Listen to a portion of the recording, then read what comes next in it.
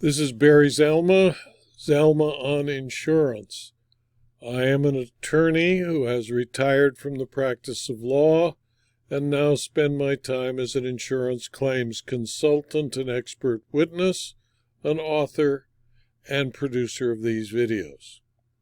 Today I'd like to talk about something important to everyone involved in insurance, and that is how courts construct insurance contracts and interpret them to make decisions with regard to any kind of insurance dispute.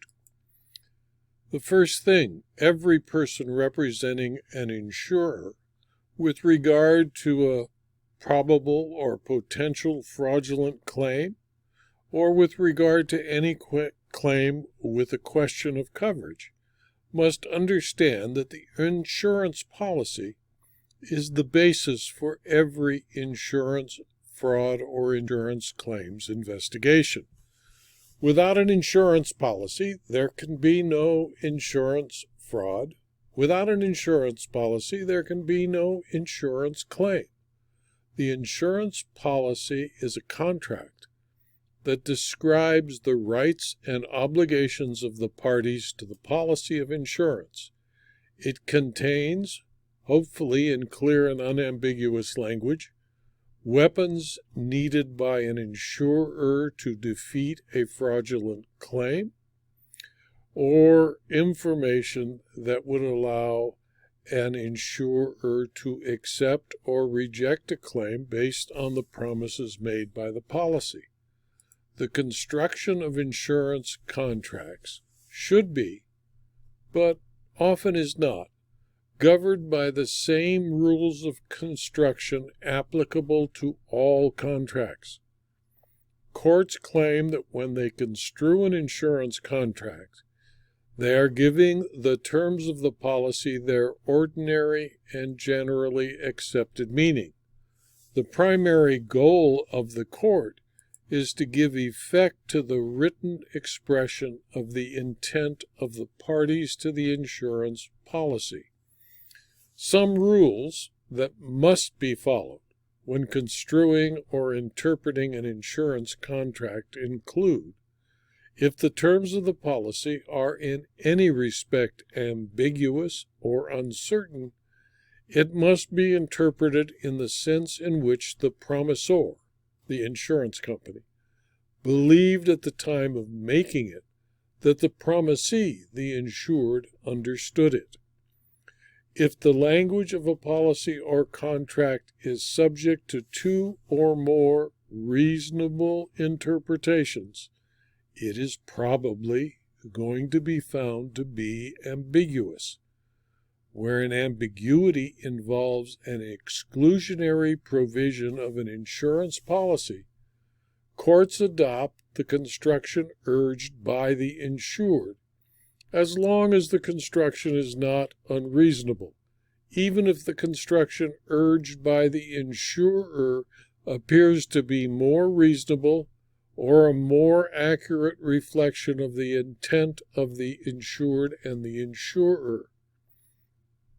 In reaching the conclusion that a policy exclusion was ambiguous, and the policy therefore provided coverage, the court should follow the settled rule that any ambiguity or uncertainty in an insurance policy is to be resolved against the insurer, and that if semantically permissible, the contract will be given such construction as will fairly achieve its object of providing indemnity for the loss to which the insurance relates.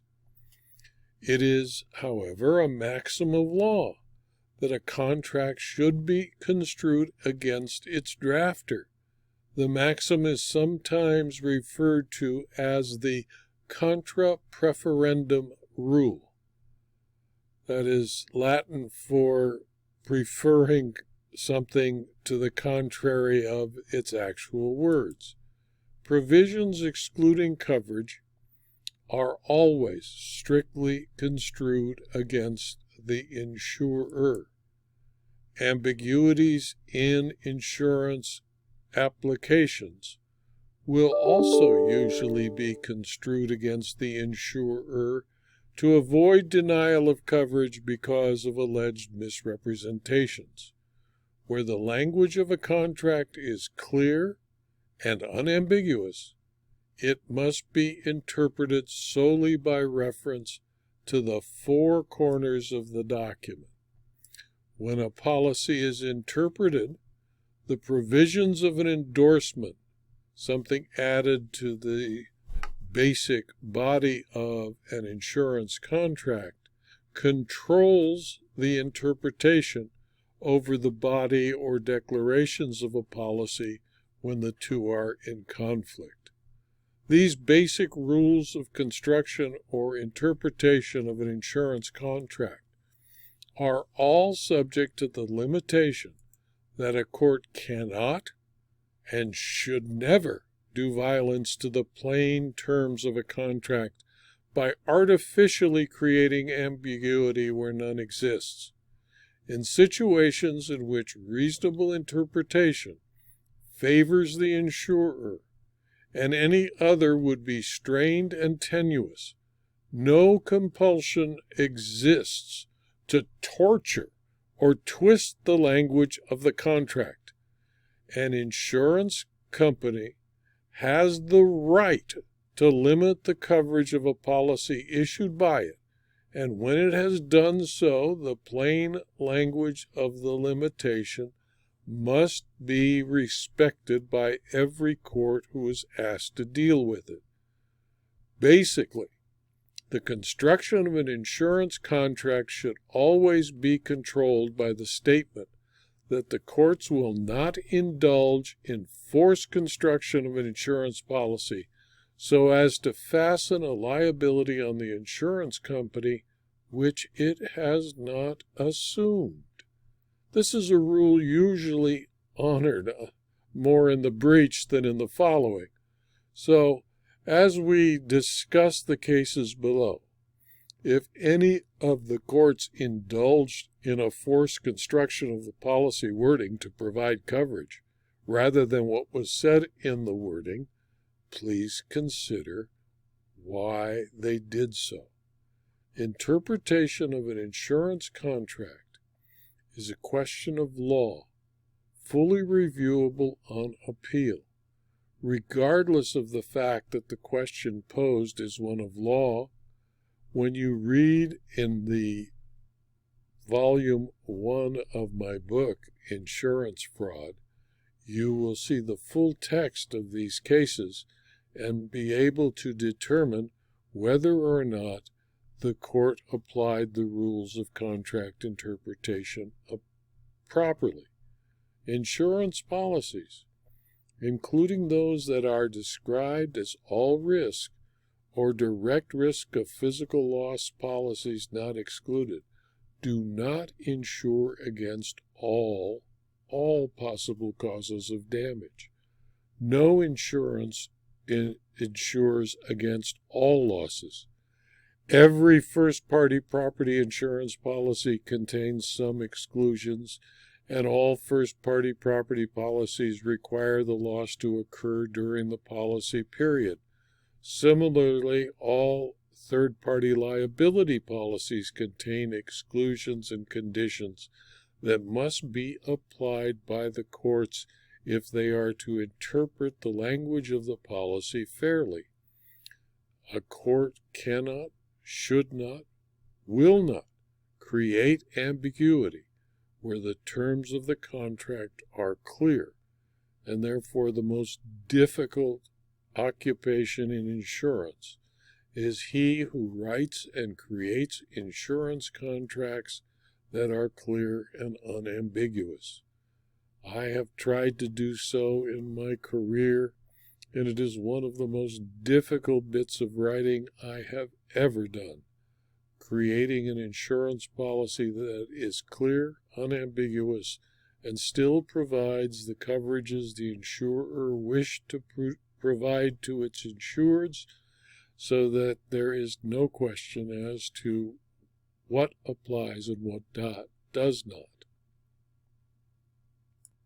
After the unprovoked attack on the United States by terrorists, a serious insurance coverage case was brought over how much was owed by the insurers to the owners and lessors and lessees of the trade center properties.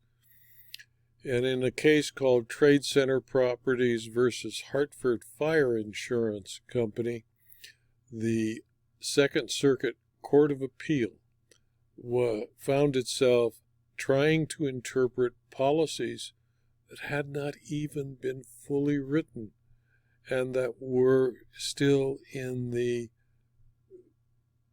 binder stage, where the actual full wording of the policy had not been delivered to the insured.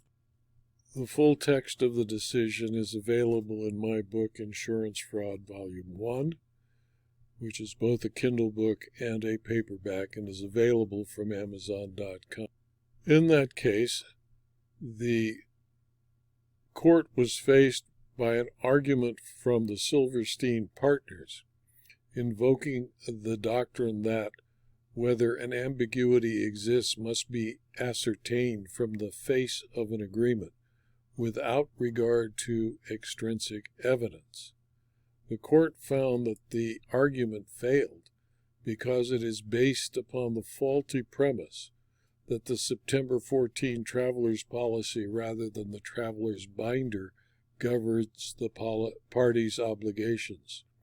While New York law is clear that extrinsic evidence may not be used to contradict clearly unambiguous language contained in an insurance binder, it is just as well settled in New York that extrinsic evidence is admissible to determine the party's intentions with respect to the incomplete and unintegrated terms of a binder. The Second Circuit concluded, at the end of a very long and detailed opinion, that given the significant distinction between first-party and third-party insurance policies, the fact-specific nature of the inquiry, and the fact that it is the party's intent that controls, the district court properly concluded that the meaning of the term occurrence in the binder is sufficiently ambiguous under New York law to preclude summary judgment and to warrant consideration by the fact finder of extrinsic evidence to determine the party's intentions, and therefore they affirmed the denial of the summary judgment against travelers. After you read that decision, you should consider determining what the key facts were, what a binder is, whether a binder can be oral, what evidence is needed to prove an oral binder, is a binder interpreted differently than a policy, what rules of contract interpretation did the court apply, and was the key authority relied upon by the court.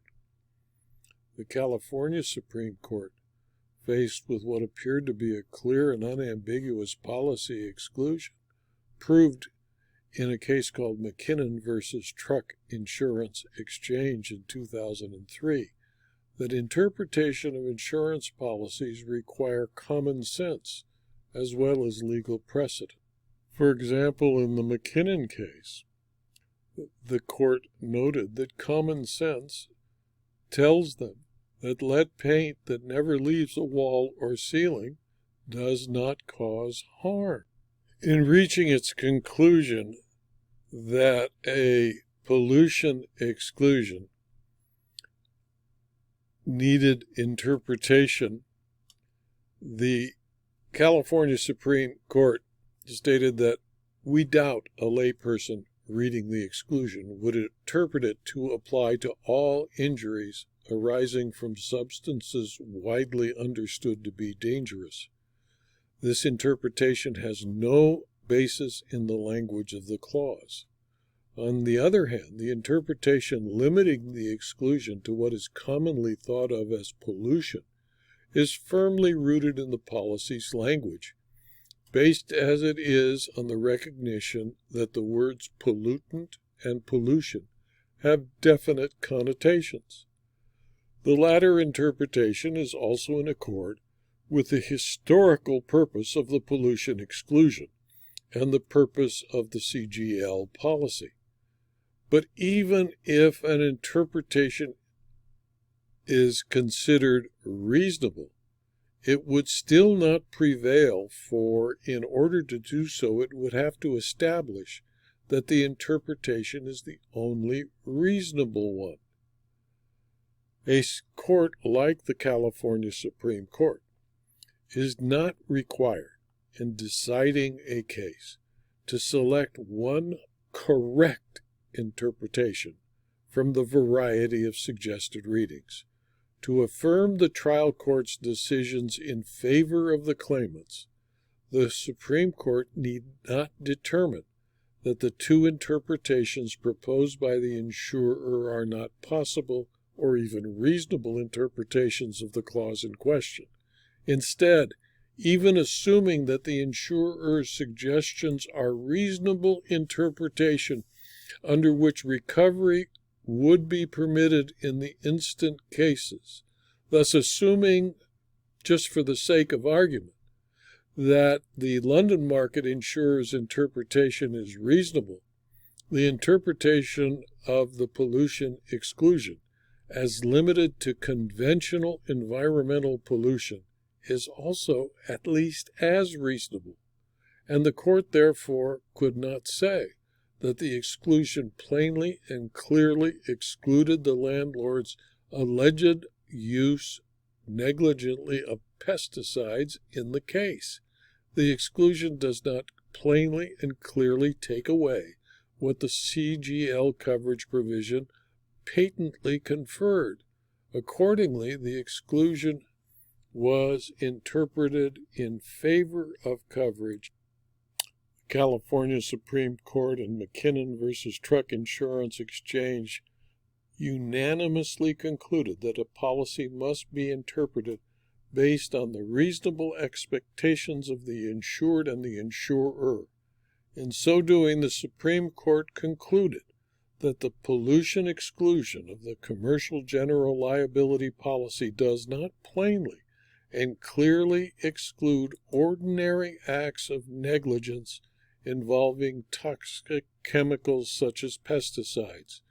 Insurers doing business in California and across the country should, as a result, reevaluate denials of claims based upon the pollution exclusion, where the pollution event is limited to a single event, or change the wording of their policies.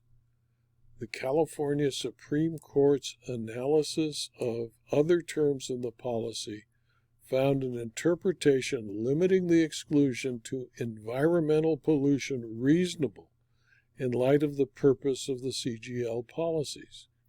The purpose is to provide the insured with the broadest spectrum of protection against liability for unintentional and unexpected personal injury or property damage arising out of the conduct of the insured's business.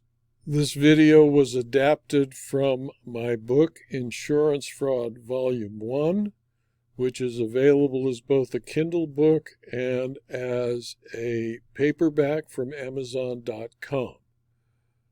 If you found this video to be useful or interesting to you, please refer it to your colleagues. It's free and available on YouTube and on Rumble. Please subscribe to my YouTube and Rumble channels and to my blog so that you can be advised of further new blog postings and further videos. Thank you again for your attention.